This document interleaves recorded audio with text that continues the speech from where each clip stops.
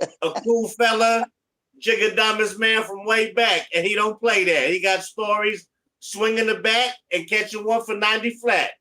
What's going on, Cheek? Talk to me. What's happening? We in for another some more surprises right here. Yeah, buddy. We on Christ 17 TV, everybody. You already know You sports know, talk, you baby. know, we trying to get nationwide and what's that? All world. What do you call it? All world? Worldwide. Worldwide sports, baby. There you We're go. getting international. Internationally known. My main man, Jigadamas. You know it. So what's going on? Last time we spoke, you said you was gonna talk about the den from way back. Okay, everybody. This a lot of people don't know about, and you know, it's a it's quite an amazing story how in 1979, as a sophomore in high school, a good I buddy was and 1 years very old. good. Wow. I was 16, uh, sophomore in high school. 15, I actually turned 16 between my sophomore and junior year in the summer in July. But anyway, so I was a 15-year-old sophomore. My buddy Bill had turned 16 that April 79, April 17th. Uh, Okay. all right, 17th is a good number. Bill Namahoy, lifelong friend of mine, hiking the Mojave Desert. Uh, 3 years ago, he fell off a cliff and he died, man. Sorry to hear We that. did Half Dome together. We hiked Half Dome. He was a great hiker. Anyway, I'm gonna tell you, man, much love for him and respect, but he did him and I were tight, and we did a lot of these trips. Stories I've been telling you, like about the Giants games and the A's games, Warrior games. I mean, and we started out at sophomores in high school. I met him as a freshman in high school. So Yeah. anyway, we're talking 1979 when gas was probably 38 cents a gallon. And I was one. I was 1 years old. 1 year old, yeah, yeah. Check that. Um, but anyway, we're Warriors fans, you know, and he would get his sister's VW because he got his license. Remember, he turned 16 in April. So Okay. anyway, he got his license, and his sister had a VW. So we're 16. We're sophomores in high school. On Tuesday nights, we would hit the Warriors games at the Oakland Coliseum Okay. for half price night on Tuesdays. So we would get $7 tickets for $3.50, and Wow. those were nosebleed seats, right? The upper Yeah. deck, upper. Up, well, we would pull our money together. All we needed was $3.50 for a ticket, Yeah. Yeah. and then a dollar or two for gas. Because like I said, a dollar would get close, a little over 2 gallons, close to three. And we're driving a VW. So we're going from Tracy to Oakland, what is it, 30, 40, 40 miles, Yeah. 42 miles. Anyway, so check this out. The games usually start at 7:05. I think it was that 7:05. So we're two high school kids, young boys, going up to the game. Barely Yeah. had enough gas in the tank to get there and back. $3.50 in our pocket to get a ticket. And we parked outside the stadium. I mean, we parked outside the Oakland Coliseum. I mean, we're 15 years old, 16 years, sophomores in high school, walking through, uh, you know, like ghettos to get to the game. Prostitutes, heroin addicts. Oakland in the 70s was pimps and hoes then. I'm telling you, and there was a whole different world. We come from I'm Tracy, already know California. it. You know, but Bill had it all mapped out because his grandparents lived in Alameda. California, which is right next to Oakland, right? All it separates them is a bridge. Anyway, so he knew, and plus he knew the Oakland Coliseum because he was at the game that Jack Tatum paralyzed Daryl Stingley. Oh, wow. His family had season tickets to the Raiders from day one. And his mom was even offered at the Allegiant Stadium or the Las Vegas. Yeah. She was offered. I forget what they call those seats. The season ticket holders. They have a name for them, but anyway, regardless. I mean, what? No, not box seats. PSLs. Okay. PSL, something like that. You have to be a season ticket holder to be offered those. I mean, like the crazy prices. Yeah. I don't know if she even took the offer or not, but she was offered because she was a lifelong Oakland Raiders season ticket holder. The family. So Bill, I'll tell you this real quick. Bill told me that game when Jack Tatum hit Daryl Stingley, you could hear his neck break.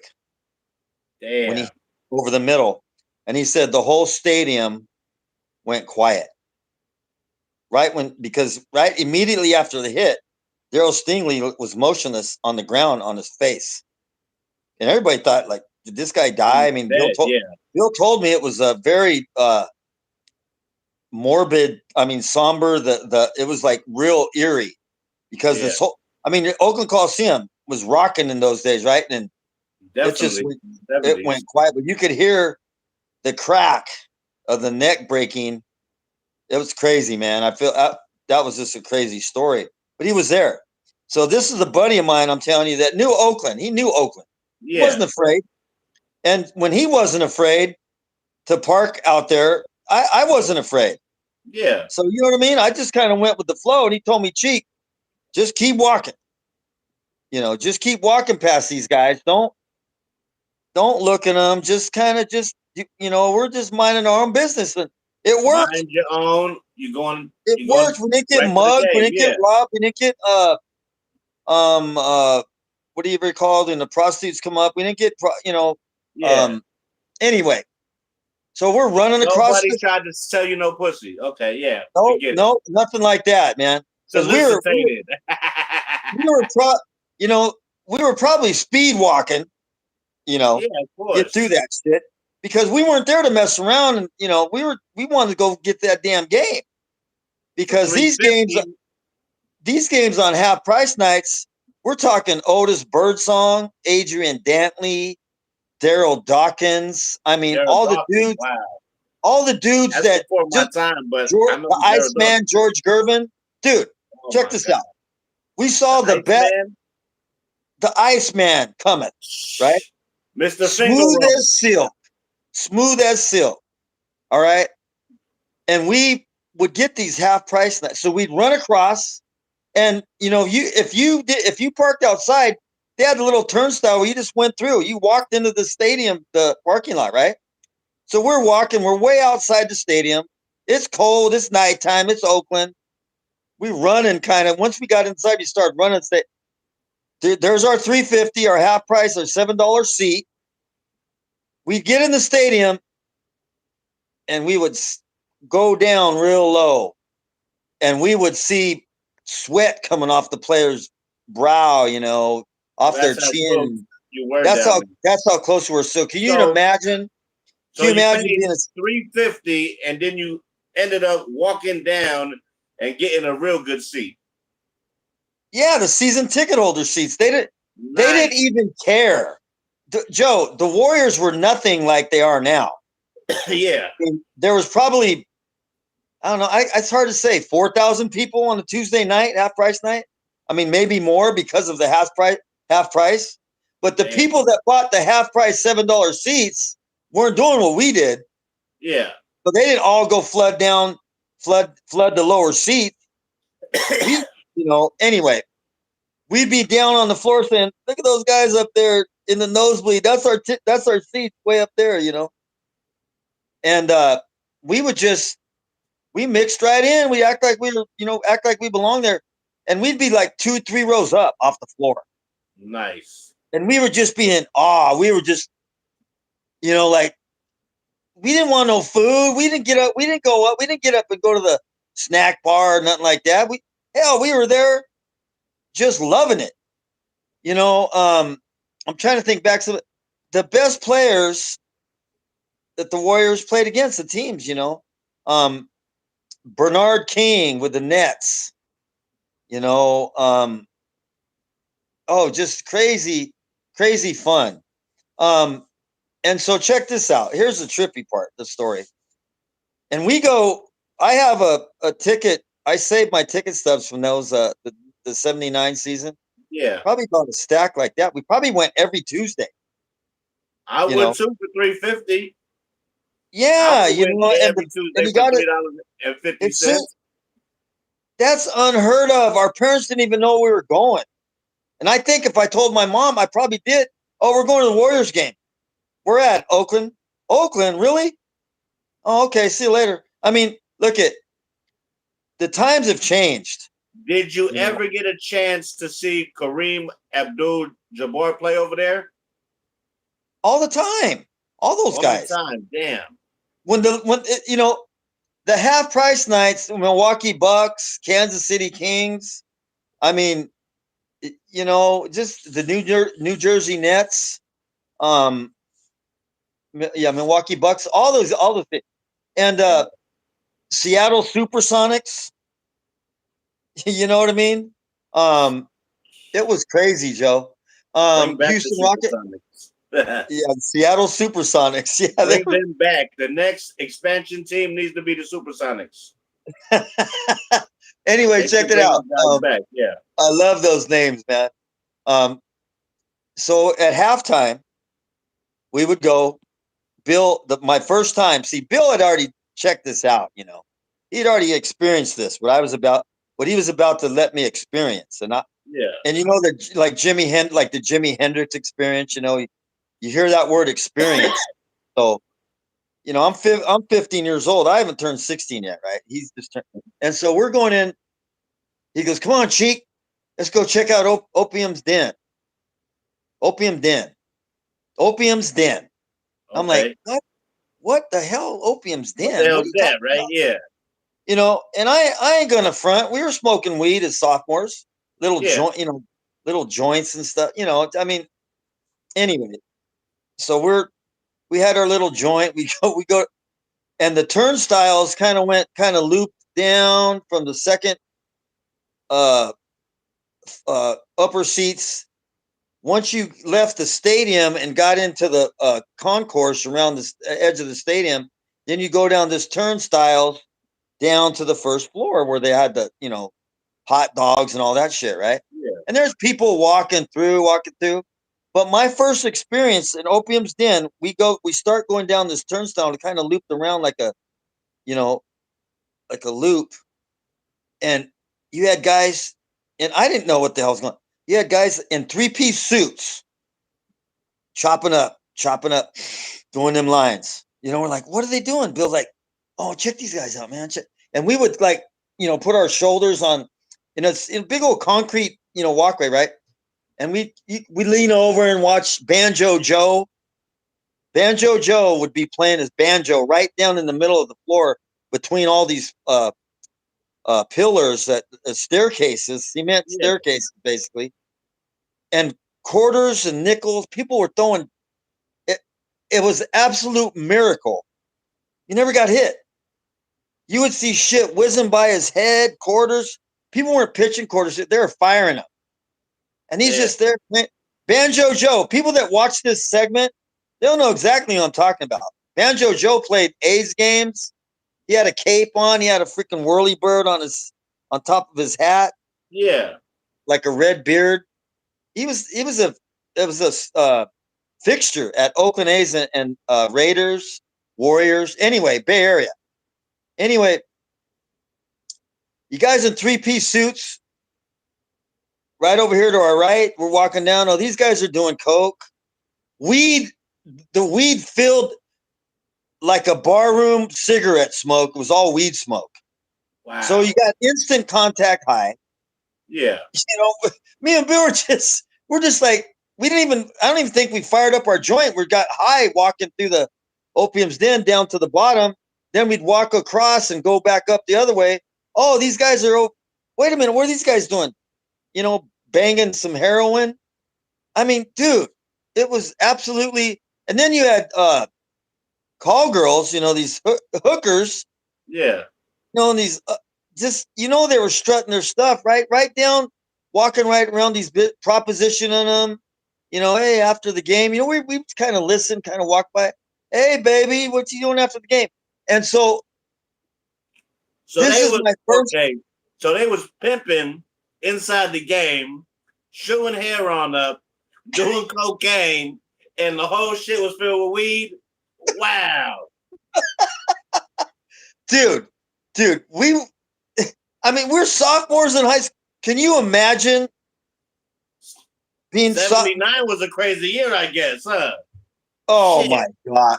But no, you know what he told me? He goes, "Oh, Cheek, you got to check out Opium's Den. This shit's crazy." And my first experience, that's my first experience. Weed filled the air, guys doing blow and 3-piece suits. So these guys are businessmen taking the half price night doing their blow. And I had never tried cocaine, up before then, Yeah. right? I mean, I I didn't even know what it was. Didn't even know what it was, And then I never see anybody shoot up. I thought, okay, whatever, man. I'm like, fuck. Yeah. I mean, it was just absolutely an eye-opening experience. And that was, I think, I'm going to tell you right now, just talking about it, I think Opium's Den was part of the draw to go on half price night. Because later on, I can remember we did stop and, end up firing that joint to be part of the crowd. Yeah, yeah. We wanted to be part of. I mean, we never paid for parking. That's crazy. And then check this out.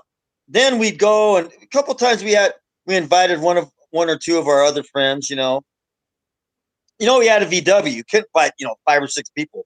So it was Bill and I, and then maybe somebody else. And so check this out. I'll never forget. A guy that went to grade school with Bill. His name was Steve Dion. He was our grade. He was a sophomore. His nickname was Buddha. He was a shorter guy, right? They called him Buddha. He wasn't heavy like a Buddha, and he wasn't, Asian or Oriental. I don't want to offend anybody, but he wasn't, anyway. He said, "Hey, Bill, I can't really pitch in for gas, but I have a Jackrabbit pump. And so check this out. We would go to the game, and a couple times, I only had like $1. Yeah. And Bill might have, I'm like, hey, I got my 350. I think I might have like 75, like 425 total. 75 cents for gas, right? 50 cents. Because remember, gas was 38, 39 cents a gallon. And people were bitching when it got to 40, right? 40 cents. Anyway, Bill and Buddha had this idea. Well, shit. We went up there a couple times. Listen to this. Like maybe put like a gallon or 2 in, if that. And we made it up to the game. And check this out. How are we going to get home? Huh. Right? How are we going to get home? Yeah. And so we would go over the bridge in the Alameda, because Bill wasn't about to go try to rip off gas in Oakland off of East 14th. East 14th. Yeah. We would have been lost forever. Anyway, we go into Alameda, and this Jackrabbit pump, you can imagine it's like, look at my hand. It's got a hose coming out this way, and a hose coming out this way. And it's just, instead of doing the siphon, you suck the gas up, maybe get a little bit in your mouth and stick it in the, to pump gas in from one gasoline tank to another, or from one can to another, whatever. But this Jackrabbit pump was state of the art. And a couple times, hey, what are you guys doing? We just get the hell out of it. I mean, we're juvenile delinquents going to see a basketball game with no money, and then like have to siphoning steal gas to make it back fuel home. gas to get home. That's how bad we wanted to go to the game. Hey, You knew? I would have been the same way. I'd have been right there with you, getting gas, doing the same shit, smoking a joint, looking at the bitches, watching the game, and doing the same thing. We had those experiences once a week in our sophomore year during the springtime. During the springtime, and I played baseball. My freshman, sophomore, and junior year. I didn't go out for baseball my freshman year at Tracy High, but but we didn't play baseball at night. So Tuesday nights it was on, dude. We get back like on school nights. 10:30, 11. My mom and dad. I was with Bill. Bill's mom. Where were you at? I was with Chico, and our both of our moms, Bill's mom and my mom, worked at Heinz. Heinz. They knew each other. They were friends. Oh, so but there was no problem then. No problem. And then let me jump into another story that do we have time? Yeah, we got plenty of time. Okay, but check this out. This is another great story. The city of Tracy used to host a Christmas basketball tournament, right? Every year. Rob DeWitt got it going. I believe Rob DeWitt. He was a coach at Tracy High Bulldogs. Anyway, Rob DeWitt got the Christmas tournament. He would invite teams from teams from LA, the Bay Area, Sacramento. I mean, dude, it was like a 25 team tournament. We had some of the best, dude, Joe. I'm telling you right now, you would have been a fixture at this tournament. The city of Tracy clamored. It was awesome. Christmas tournament. And that was when? And what year was that? 78, 79, 80, 81. Probably started in like 75 or 76. It didn't run for a very long time, but because Rob DeWitt left, and it kind of, the See, man, that's what they need out here now. Something like that. Oh my God, dude. The teams would come and the Tracy motels would fill up, during the Christmas holidays. It brought money to the area. But we brought, what it brought was one of the best tournaments. And you could do your homework and check it out. If anybody knows sports back in the San Joaquin Valley, back in those days, high school basketball, I guarantee you that tournament is talked about still to this day. We had some of the best high school. I believe Cartwright came from Elk Grove.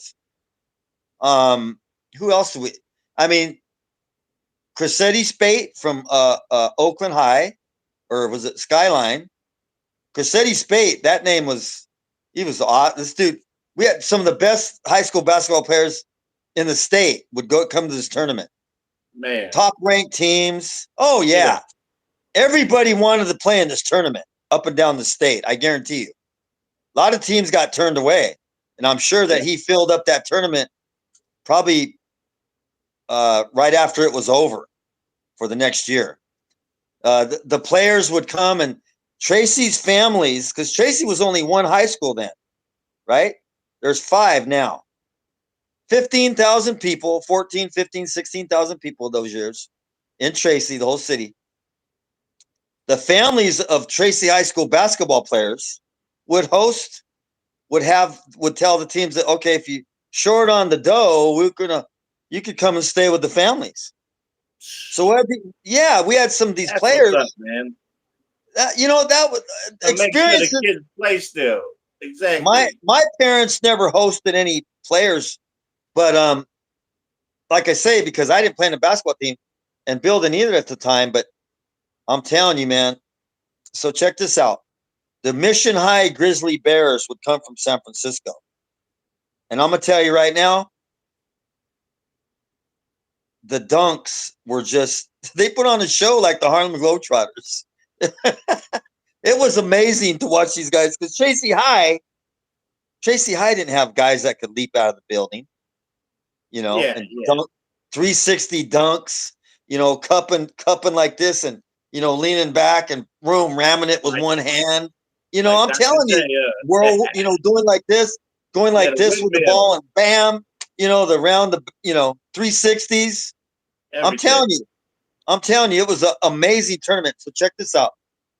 Ernie McNeely, who was the coach of the Mission High Grizzly Bears, we kind of befriended. We would go sit right behind their bench, when Mission High came to town. We did this 2 years in a row. The third year, they like, oh yeah, Chico and Bill. Like, here we are again. Hey guys, what's up? We developed Walter Ward, Lembert Rubin, Braxton Clark. Braxton Clark played on Phi Slamma Jamma right after when they won the 84 championship. Yeah. Houston, Phi Slamma Jamma.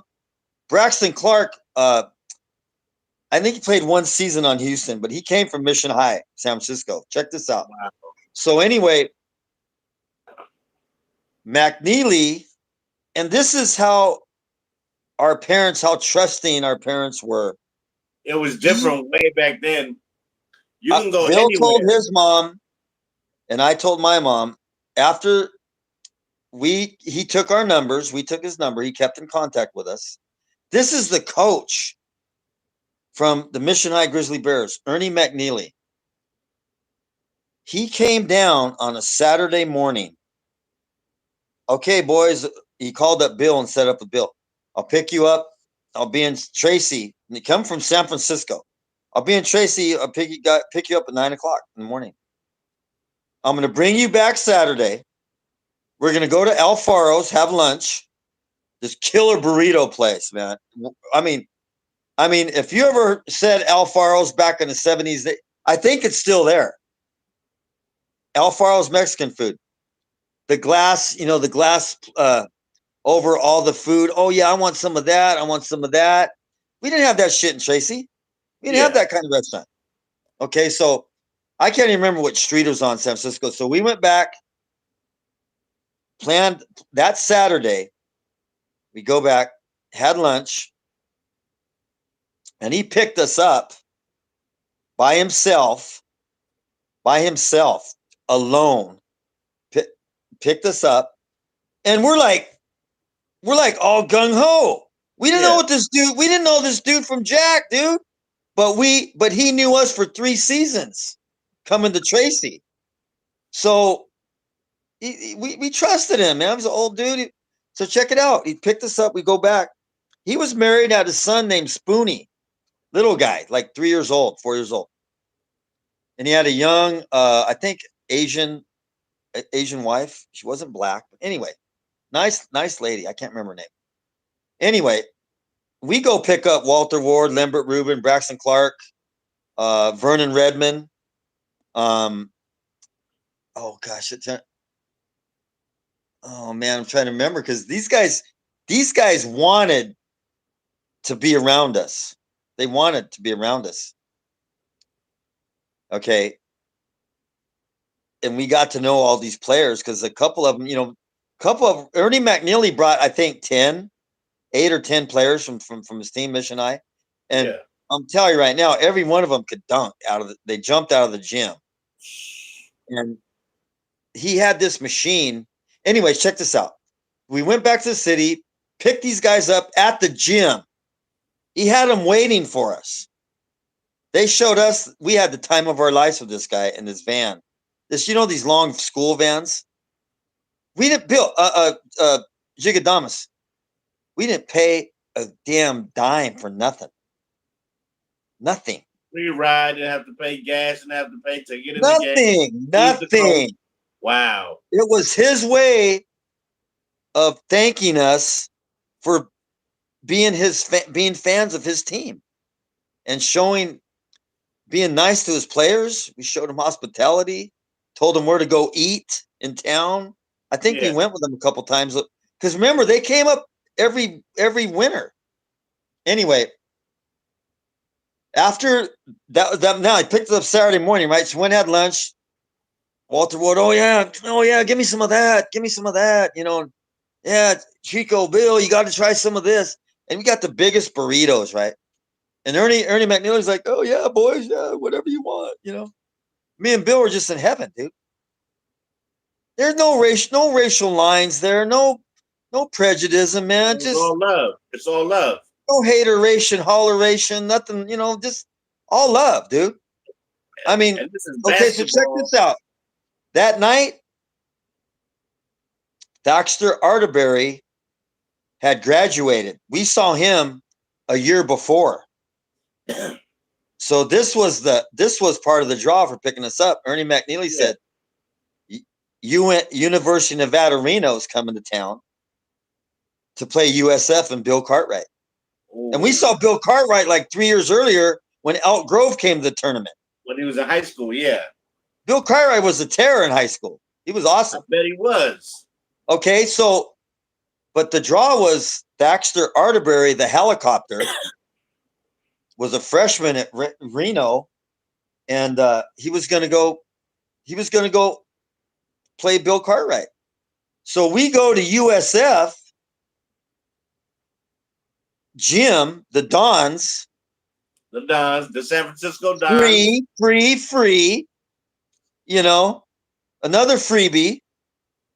And Thaxter had gotten Coach McNeely and like maybe some half price tickets or some comp tickets, whatever. Yeah. Maybe 10 tickets. So he had the van full of mostly Mission High Grizzly Bears players. And of course, Bill and I, and we were like the honored guests from McNeely and the team. We sat like courtside. Thaxter Arterberry dunked on Bill Cartwright. Wow. He dunked on Bill Cartwright that game. I want to say USF beat him, but I think Cartwright got him in the end. But just to see those guys transition from high school to D1, and Cartwright ended up playing pro. You know that. Yeah. Of course, you play with the Bulls. Okay. But and then we stayed overnight at McNeely's house. The next morning, he brought us to Tracy. He dropped us off about the same time Sunday morning. He picked us up. Nice. He dropped us off at 9. Bill's mom was there. Bill's mom had tried to call my mom, and she just told my mom that I would pick Chico up and I'll give him a ride home. Yeah. My mom never met Ernie McNeely. They weren't waiting at the high school parking lot. There was nobody in the parking lot that morning. I remember it well. Yeah. We're like it was kind of cold that morning. I remember Bill's like, "You think he's coming? You think he's coming?" I was asking Bill that. You think he's coming? Oh yeah, he's coming. He'll be here. Sure enough, he pulls up in that van. Right? I think he was 5 minutes early because we were there like half hour early. Man, we're all pumped up, right? We're gonna go spend the weekend with the Mission High Grizzly Bears. Go to a USF Dons game. Everything for free too. Jigga, Dom, it cost nothing. He didn't want our money. We offered to buy the burritos. We offered to gas. You guys were kids. You guys supported. We were team. fans. He was giving. You know what? Back. All he wanted in return. He wanted to bring Spoonie out, and he did. Like a month later, his little 3-year-old boy. Yeah. He wanted him to see the cows and horses and pigs and a farm in Tracy, because he wanted to educate him on, out of the city, what's happening outside of the city. Yeah, we acknowledged it. We took him around the city. We drove him. He came and spent an afternoon with us one time. About a month later, and Spoonie got to see the horses and the cows. I mean, just that's all he wanted. Because they don't have that in San Francisco. And back then, Tracy was just farmland. So McNeely, you know what? To tell you the truth, I think Ernie wanted to see that too. Because I couldn't tell you his history. I didn't know where he grew up, but what a great man. What a great man. Check this out. Bill and I actually took off from school early, like at noon. ditched school. Of course, we jumped into Sisters VW again, drove up to the Mission District in San Francisco, and you know where that is. Yeah, I know where that's at. Okay. We parked up by the district where the gay men are, you know. Yeah. I don't have nothing against. I'm not. That's not me, man. To each I his get own. it. I get it. Yeah. Okay, to each his own. Well, me and Bill, we parked and we weren't sure. We didn't have GPS or Waze or Nah. cell phones. We're fucking on our own. Trying to find Mission High. We knew we were on the right street, but we parked like 4 blocks up, and we walked through this area, and Bill was going to go ask for directions, and we this bar at the corner was open, and we had you had these guys in there hugging each other and stuff, a couple guys kissing, and me and Bill looked at each other, and I go, Bill, you think we should hold hands so we can like make it out of here safe? And he looked at me. He looked at me. He looked at me, and we started running. We started. We started running. Out of here. I am not bullshitting you. Bill would back me if he was alive. He would back me. We ran. Shit, Chico. Bill. He goes. I was going to hold his hand to try to like play it off because these guys scared the shit out of you. We're kids. We're 2 young boys. These guys would have. Check this out. No, listen to me. I go, Bill, you think we should hold hands? And he looked at me. He goes, no, just walk real fast. And he's the one that started running. God. He started running, then I started running. We're running down the block. Boom, we run right in. There it is. There's the gym. Mission High, Oh my We go into the gym. And we surprised. They were practicing. It was during basketball season. So Bill was smart. He was heady like that. Common sense, street smart. Bill was like that. Wasn't college educated, just smart. So we get walking to the practice. We're surprised Ernie McNeely, all the players, Chico, Bill, hey, what are you guys doing? What the hell are you guys doing here? We timed it perfectly up the city. They were out of school. They're practicing. Ernie McNeely comes up. He says, "Where'd you guys park? Where'd you guys park at? How'd you get here?" Oh, Bill Jova's, Sisters VW. We parked 4 blocks up. You know what he told us? He said, "Don't ever do that again. Please don't ever scare me like that again. Because I'm going to tell you what, boys. You're actually lucky you made it down to our practice." He goes, you know that they snatch young boys like you off the street up there? And he said, they'll never see you again. And when he said that, that's why when we peeked in that bar and saw that action and the guys looked at us, I felt like a piece of fucking meat. That's why I looked at Bill and I go, you think we should hold hands? We got to get the fuck out of here. And Ernie McNeely, what's the word I'm looking for? He made me a believer because I felt that when we were on those couple of blocks. That vibe talking bad. I'm not talking bad about anybody. No. Of course we're just uneducated, ignorant kids. 79, man. That's it's ignorant. You're seeing that nowhere else. Hell no, not Tracy. There's only 15,000, 14,000 people. When I graduated in 81, I think the population was 15.5. So back in 79, now it's 100,000. Might have been 13. Now it's like 95. It's close to 100,000. Can you imagine 5 high schools in Tracy? When we graduated, there was one. You could leave your doors open at night in the summertime. Cars open. Oh, you left your doors open. You left your windows open. And I'm talking about, when Zodiac, the only time my mom ever scared of anything or ever kind of scared us, my dad wasn't afraid. Was when the Zodiac was on the loose. Yeah. Yeah. And as a kid growing up in the 70s, Hey, you better beware. You get to get snatched up. This dude might come to Tracy's, killing people in San Francisco, and they don't know where he's from. He could be your next door neighbor going up doing this shit. And that's when we were kind of looking out for everybody, and Yeah. yeah, the Zodiac. I mean, I grew up in some fantastic times, man. Yeah, but that story of a kid from Tracy, California, when parents didn't ask they just believed us.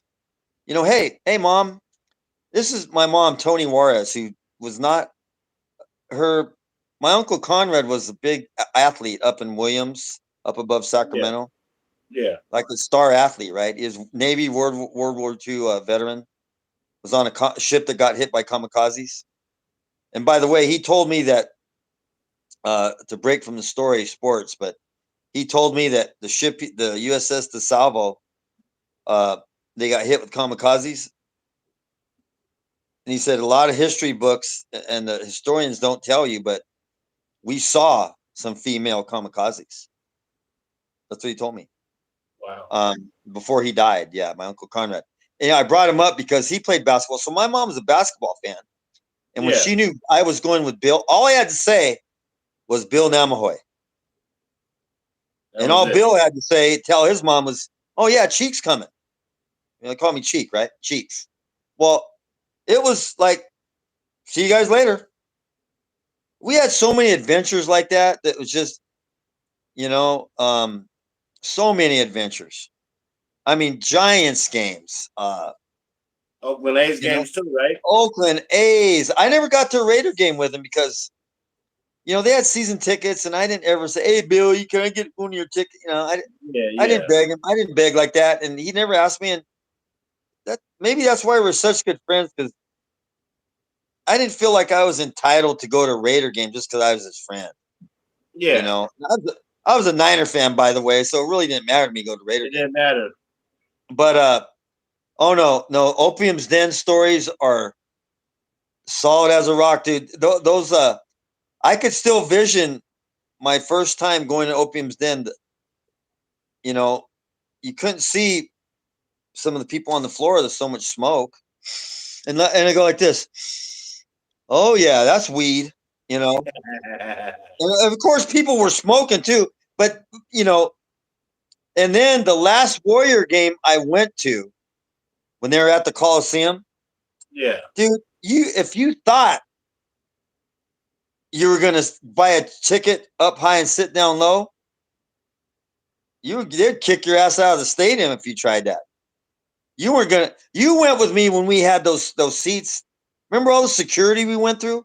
Yeah. Just Yeah. you couldn't do that now, man. We had to show our ticket to get in the elevator, just to get in the hallway, to get in the elevator, to go in these special box seats. Remember? That was good Then we had seats. all that free grub, tri-tip, the drinks if you Tri-tip, wanted. drinks, everything was free up there.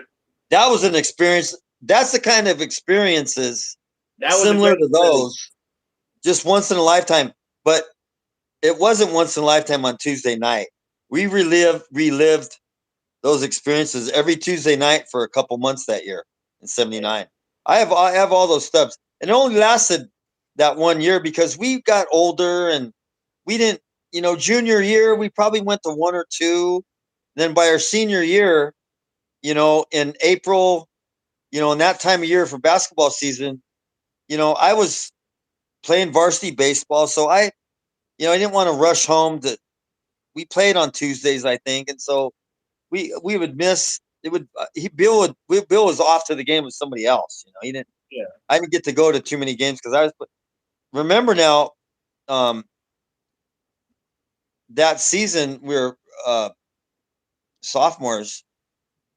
Playing JV baseball. We didn't play the later game. We played the early game. Anyway, it was just those memories are priceless, man. Ernie McNeely, who would let their son take off right now with a coach from San Francisco. Hey, Mom, Ernie McNeely's coming to pick us up. Bill and I are going to the game. He's going to pick, we're going to stay overnight. He's going to let us stay overnight. Wait. Timeout. Stay overnight? Some man's coming from San Francisco. You're going to stay overnight? What the hell are you talking about? No, you're not. Exactly. And so my mom, and Bill's mom were just so trustworthy, and they knew we loved basketball, and they knew when we went to these tournaments, and we would come back and tell them the stories. Oh, we met these guys. They're good people. They're good friends. And then the next year we'd go see them again. So 2-3 years it built up. So we got to go, man, without any, like any third degree or yeah. I had to walk to the high school that morning. My mom, they weren't going to give me a ride. They didn't even want to meet him. They probably thought we were bullshitting them.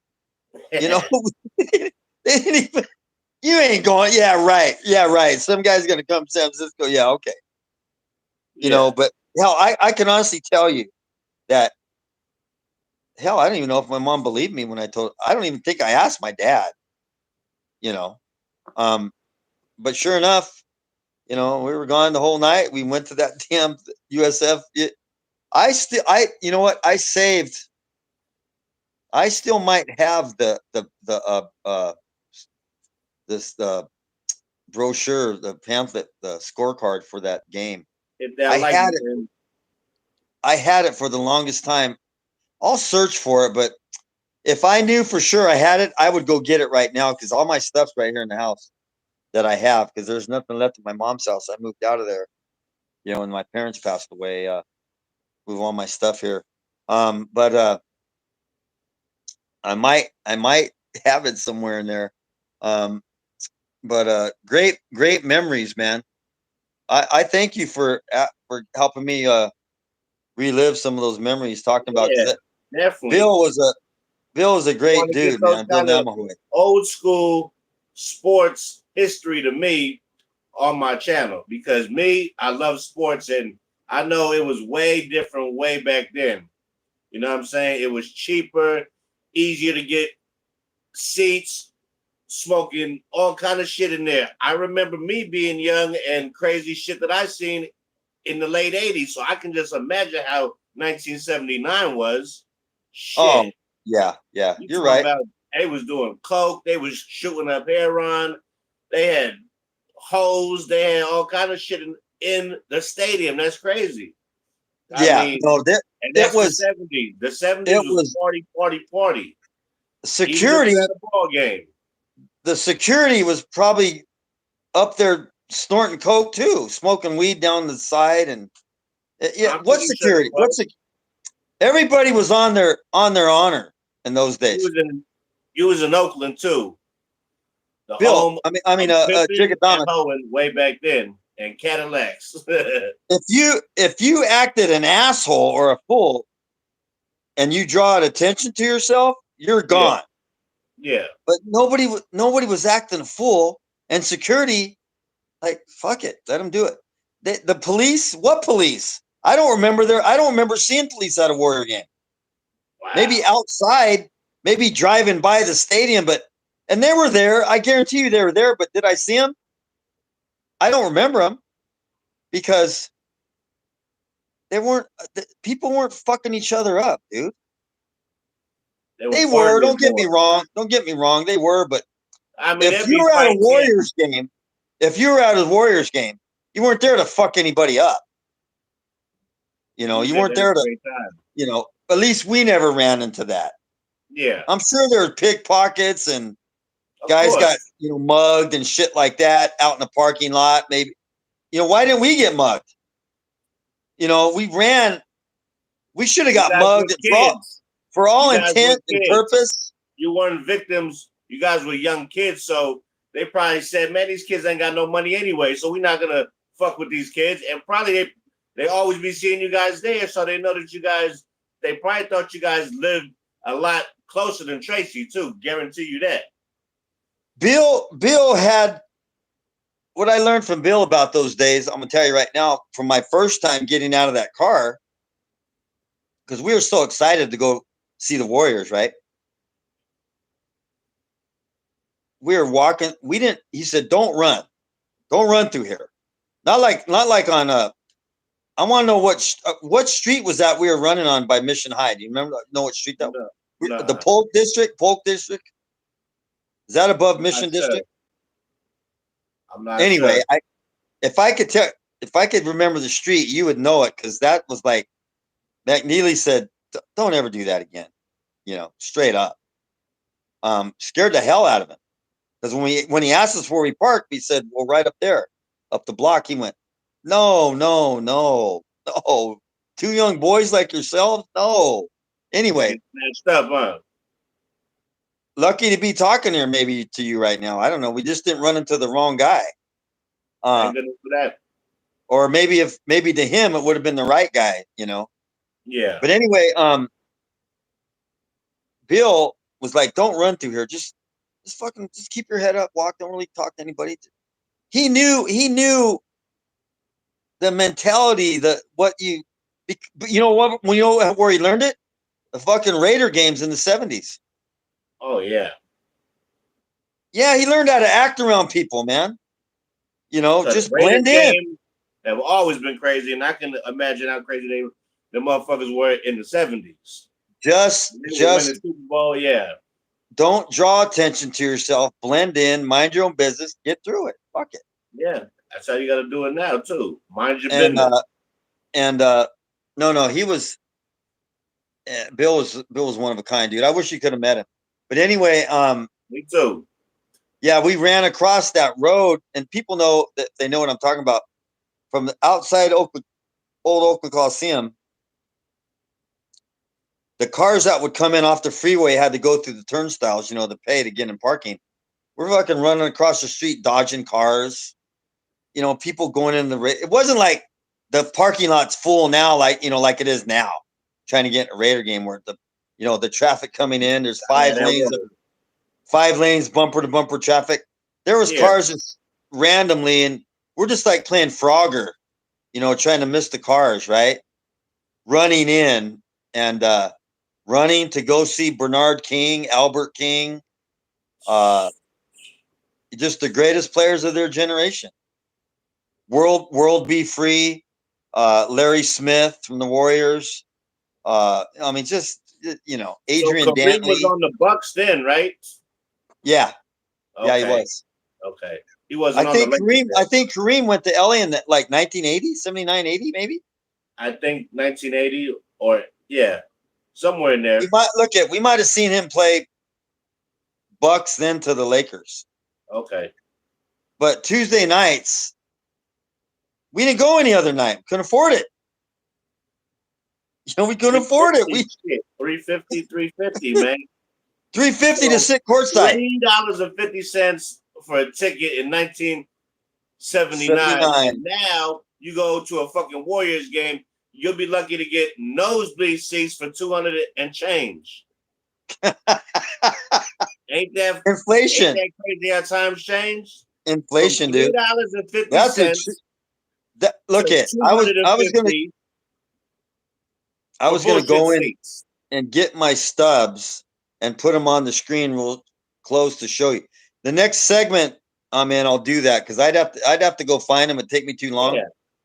But yeah, I even wrote on the ticket stub versus the Kansas City Kings versus Nets. That's crazy. Kansas City Kings. That's crazy. The Kings. Yeah. Before they came to Sacramento, there was Kansas City. That's crazy. Otis Birdsong, one of the smoothest players you'd ever see play. Otis Birdsong. I mean, come on, with that name like that, you had to be smooth, man. You got to be smooth at that name. You ain't never lied. Oh yeah, man. Those dudes, man. And I never played basketball like in high school and like that. I played city league after high school and stuff like that. But I learned from watching them guys, man. That's how I learned how to play basketball. Absolutely, man. I love it. Yeah. Anyway, all right, man. Great story, Chico. Christ 17 TV. Thank you for having me. Hey, show the giant sign. Show that giant sign that's behind you. Okay. For those of you, show the front of it too. right here. Right Beat there. LA. Beat LA one last time at the stick. Right? Wow. And the flip side is tell it goodbye. Well, So Chico, basically, we're about to tell it goodbye right now, Christ 17. Thank you for sharing your story, man. peace out. There's a shaka. There's a shaka for you guys out in Hawaii, and the Hawaiian Islands that are watching them. That might tune in to see what's up with Jigadamas and Christ 17 TV. Peace out. Thank you, brother. Have a nice night. You're welcome.